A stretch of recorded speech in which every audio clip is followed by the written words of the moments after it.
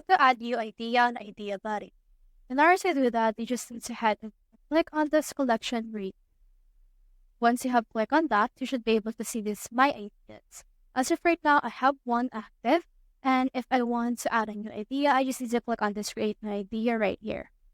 Now in here, take note that if you want to have another idea or an additional idea, you need to head over and then update plan.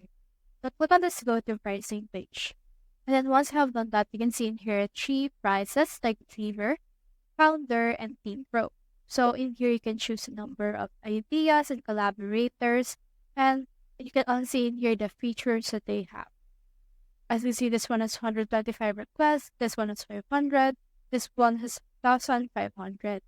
So for this case, you can head over and then adjust it. And as you can see, this will also adjust the price. So head over and click on this Buy Now and then add your payment information in order to have success when you do this.